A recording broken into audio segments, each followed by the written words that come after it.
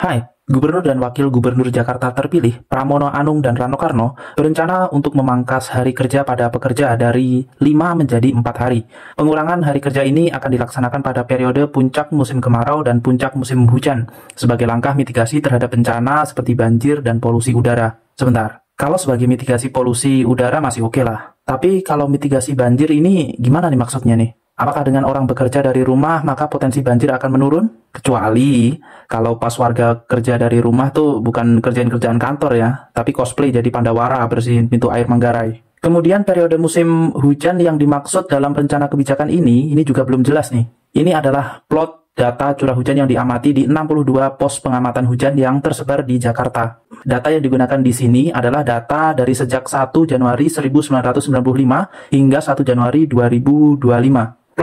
Plot scatter yang warna-warni adalah curah hujan harian, sedangkan yang garis hitam putus-putus adalah min atau rata-rata akumulasi curah hujan bulanan, dan garis hitam solid adalah median akumulasi curah hujan bulanan. Di sini kita bisa lihat bahwa dari November hingga Juli sebenarnya ada kejadian hujan di Jakarta. Bahkan ada beberapa yang hingga menyebabkan banjir juga. Jadi, apakah akan sepanjang itu periode di mana skema 4 hari kerja akan diterapkan? Dari data ini juga kita bisa lihat bahwa curah hujan tertinggi umumnya terjadi pada bulan Februari dan Maret. Namun, apakah potensi banjir hanya ada di 2 bulan tersebut? Mari kita lihat rekap kejadian banjir dari BNPB sejak tahun 2000 hingga 2024. Ternyata, tiap bulan tercatat pernah terjadi banjir di Jakarta. Jadi, apakah artinya skenario kerja di kantor selama 4 hari dalam seminggu ini akan dijalankan 1 tahun penuh? Oke lah, misal kita ambil periode sering terjadi hujan, yakni di kisaran November hingga Juli.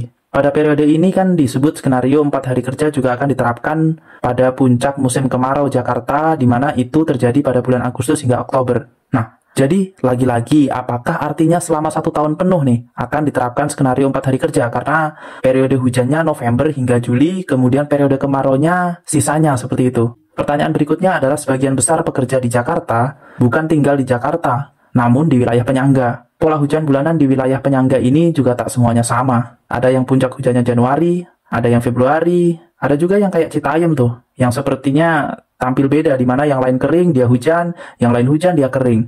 Nah, apakah rencana skenario 4 hari kerja ini mempertimbangkan ini juga? Terakhir nih, dinamika atmosfer di Jakarta ternyata tidak selalu sama setiap tahunnya. Ada hal-hal yang menyebabkan periode puncak musim bergeser dari kondisi biasanya, seperti adanya El Nino, La Nina, MJO, atau Madden-Julian Oscillation, gelombang Rossby ekuatorial, Kelvin, bahkan mungkin saja badai tropis di Samudra Hindia. Apakah nanti skenario kerja 4 hari ini bisa sangat fleksibel dirubah sesuai dengan kondisi atmosfer di Jakarta? Misal, bayangkan tiap bulan pemerintah Provinsi Jakarta akan rapat dengan BMKG membahas prospek cuaca 3 bulan ke depan untuk menentukan apakah akan merekomendasikan skenario kerja 4 hari atau tidak. Ini menarik sih memang bagaimana implementasinya. Semoga sudah dipikirkan ya teknisnya, sehingga jika nanti memang dijalankan, para pencari nafkah di Jakarta ini tidak dibingungkan dengan kebijakan yang masih gagap. Semoga ini bisa jadi bahan diskusi. Dah.